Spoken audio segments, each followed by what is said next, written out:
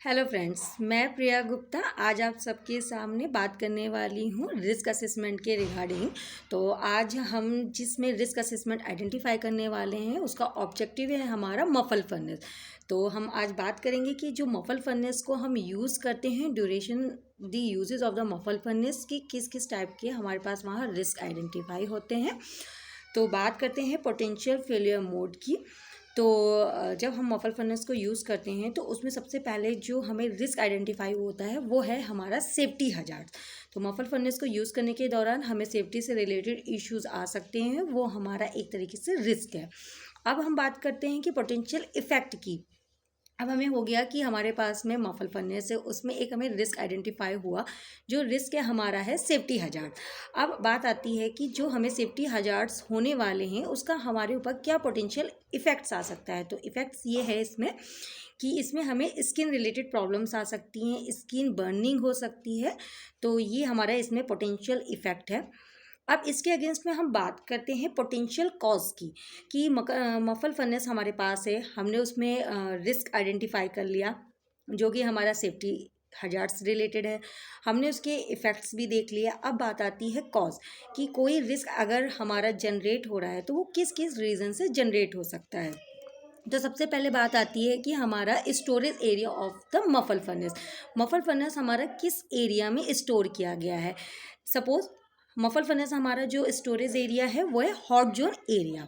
Second आता है हमारा कि जिस प्लेस पे हमने मफल फर्नेस को स्टोर किया हुआ है या प्लेस किया हुआ है वहाँ पे आउटसाइड सराउंडिंग्स क्या है।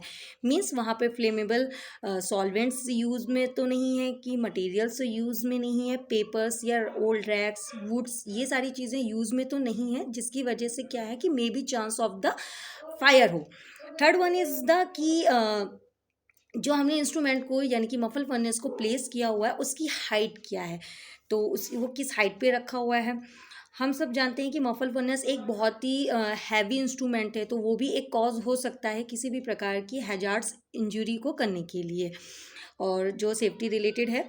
और जैसे कि आपको पता है कि मफल फर्नेस जो होता है एक हाई टेम्परेचर यूजेज इंस्ट्रूमेंट होता है। हम जब भी मफल फर्नेस को यूज़ करते हैं तो उसमें स्पेसिमेंस को हैंडल करने के लिए हम टोंग्स को यूज़ करते हैं, और उसमें ऑलरेडी बहुत ही ज़्यादा टेम्परेचर होता है, उसमें इलेक्ट्रिसिटी परमानेंट सप्लाई होती रहती है, तो मे भी चांस है शॉक का कि हमें वहाँ पे शॉक्स भी लग सकते हैं। नेक्स्ट वन है कि उसके एजेस, जो एजेस होते हैं वो बहुत शार्प होते हैं, क्योंकि वो जो हमारा होता है वो मेटल की बॉडी का होता है मफल फर्नेस, जो उसकी आउटसाइड सराउंडिंग्स होती हैं तो उसमें शार्प कॉर्नर्स होते हैं जिसकी वजह से हमारे स्किन में कट लग सकते हैं। नेक्स्ट वन आता है कि अगर हम जो मफल फर्नेस को यूज़ कर रहे हैं तो हम डिफरेंट जो पीपीईज होते हैं हमारा, हम उसको यूज़ नहीं कर रहे हैं। सपोज जैसे कि हम मफल फर्नेस को यूज़ कर रहे हैं बट उस दौरान हमने अगर एप्रन नहीं पहना हुआ है, देन हमने उसमें फेस शील्ड नहीं यूज़ किया हुआ है, या फिर हमने हीट रेजिस्टेंस ग्लव्स को यूज़ नहीं किया हुआ है। नेक्स्ट वन इज़ हमने सेफ्टी शूज़ को नहीं यूज़ किया है, तो मे बी चांस है कि यहाँ पे एक ये हमारा सेफ्टी हजार्ड्स से रिलेटेड रिस्क है। तो ये तो बात हुई हमारी कि कौन कौन से पोटेंशियल कॉज हैं जो कि रिस्क को जनरेट करते हैं during the uses of the muffle furnace. अब हम बात करते हैं कि मिटिगेशन प्लान क्या है, कि ये हमें यहाँ रिस्क आइडेंटिफाई हो गया, इसका इफेक्ट हमें आइडेंटिफाई हो गया, इसके कॉजेज़ क्या क्या हो सकते हैं ये हमने आइडेंटिफाई किया। बट अब इन कॉजेज़ को किस तरीके से हम मिटिगेट कर सकते हैं, किस तरीके से हम कम कर सकते हैं, क्या टेक्निक्स को हम यूज़ कर सकते हैं कि जिसकी वजह से हमें जो पोटेंशियल्स सेफ्टी हजार्ड्स की प्रॉब्लम आने वाली है एज अ रिस्क वो हमारी मिटिगेट हो जाए। तो सबसे पहले हम बात करते हैं स्टोरेज एरिया की, जहाँ पे हमने हॉट जोन एरिया में बात की कि मफल फर्नेस हमारा रखा हुआ है, तो कंटिन्यू हमें वहाँ की जो टेम्परेचर मॉनिटरिंग है वो करते रहना चाहिए कि टेम्परेचर वहाँ पे हमेशा कांस्टेंट रहे, रूम टेम्परेचर ही रहे, टेम्परेचर सडनली क्या हो कि हाई ना जाए। तो ये चीज़ हमें हमेशा ध्यान रखनी चाहिए कि मफल फर्नेस जिस भी एरिया में है, जैसे सपोज हमारा जो हॉट जोन एरिया में है तो वहाँ की कंटिन्यूसली इन्वायरमेंट मॉनिटरिंग होनी चाहिए, टेम्परेचर और ह्यूमिडिटी हमेशा as per the acceptance criteria के विद इन अ लिमिट होना चाहिए। Next one is a clean room. जहाँ पर भी हमारा मफल फर्नेस रखा हुआ वहाँ का जो फ्लोर होता है वो बिल्कुल क्लीन होना चाहिए, बिल्कुल स्लिपरी नहीं होना चाहिए। मे बी चांस है कि अगर वो स्लिपरी है या कुछ सॉल्वेंट वहाँ गिरा हुआ है तो आपके मूवमेंट के दौरान में फॉल डाउन डाउन होने की भी चांसेस हैं, तो इसलिए आपका हमेशा रूम वहाँ का क्लीन होना चाहिए। नेक्स्ट वन इज़ है कि फ्लेमेबल सॉल्वेंट्स उसके आसपास, उस एरिया के आसपास नहीं होना चाहिए जहाँ पे मफल फर्नेस हमारा यूज़ में, ना वहाँ हमारे पेपर्स होने चाहिए, ना पुरानी रैक्स होनी चाहिए, ना ही हमारे वहाँ पे कुछ वुडन का सामान होना चाहिए जिसकी वजह से मे बी चांस है कि वहाँ आग पकड़ी जा सके। तो ये सारी चीज़ें near to the hot zone area और जहाँ पर हमारा मफल फर्नेस रखा हुआ है तो उससे हमें हमेशा दूर रखना है। नेक्स्ट है हमारा कि जो भी जिस भी प्लेस पे हमने अपना मफल फर्नेस को स्टोर किया है उसकी हाइट क्या है, उस स्लैब की हाइट क्या है। तो जब भी हम मफल फर्नेस को स्टोर करते हैं, रखते हैं, तो सबसे पहले हमें हाइट, जो स्लैब की हाइट है उसे डिसाइड करना चाहिए कि वो ईजी टू हैंडल हो। जब हम मफल फर्नेस में कुछ भी स्पेसिमेंस को रख रहे हैं या निकाल रहे हैं तो उसकी हाइट, जो मफल फर्नेस की हाइट है और जो एनालिस्ट की हाइट है वो बिल्कुल इक्वल होनी चाहिए। ऐसा नहीं होना चाहिए कि मफल फर्नेस बहुत ज़्यादा हाइट में हो तो एनालिस्ट को स्पेसिमेन को हैंडल करने के दौरान किसी प्रकार की कोई दिक्कत हो कि जो उसका अगर आई कांटेक्ट प्रॉपर नहीं हो पा रहा है तो मे बी चांस है कि वहाँ पे हेल्थ रिलेटेड सेफ्टी इश्यूज हो सकते हैं। नेक्स्ट वन इज़ कि आपको हमेशा जब भी आप मफल फर्नेस को यूज़ करते हैं तो पीपीई का यूज़ करना है आपको।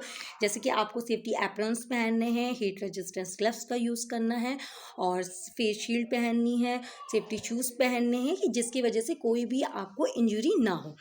नेक्स्ट है कि आप जब भी इस स्पेसिमेन को यूज़ करते हैं, हैंडल करते हैं, duration the uses of the muffle furnace, तो आप हमेशा टोंग को यूज़ करें और हीट रेजिस्टेंस ग्लव्स को कैरी करें।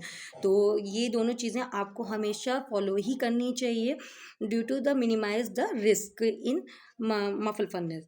नेक्स्ट वन इज़ आपका जब मफल फर्नेस यूज़ में ना हो तो आप उसे हमेशा स्विच ऑफ करके रखें, उसमें पावर सप्लाई को कट ऑफ करके रखें।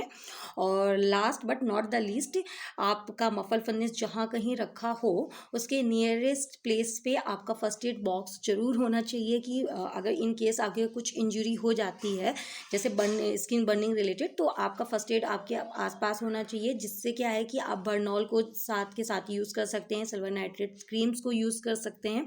साथ ही आपका क्या है कि आप जब मफल फर्नेस को यूज़ करते हैं तो वो डिफरेंट डिफरेंट टेस्ट के लिए यूज़ होता है, जैसे कि आपका टोटल ऐश हो गया या ऐश हो गया, और सल्फेटेड ऐश के लिए यूज़ करते हैं। तो सल्फेटेड ऐश के दौरान आप H2SO4 भी यूज़ कर रहे हैं तो उसकी हैंडलिंग के दौरान जब आप H2SO4 यूज़ कर रहे हैं तो आप वहाँ पे एसिड रेजिस्टेंस ग्लव्स को जरूर कैरी करें।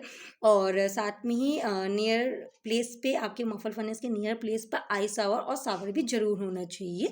तो ये सारे जो हैं मिटिगेशन प्लान हैं जो कि आपका जो रिस्क हमें आइडेंटिफाई हुआ मफल फर्नेस के यूजेस के दौरान उसको मिटिगेट करते हैं। तो प्लीज़ आप इन सारी सेफ्टी फीचर्स को ध्यान में रखते हुए लैब में मफल फर्नेस को यूज़ करें। तो होप सो आपकी किसी भी प्रकार की कोई भी पोटेंशियल्स सेफ्टी हजार्ड्स नहीं होंगे। Thank you.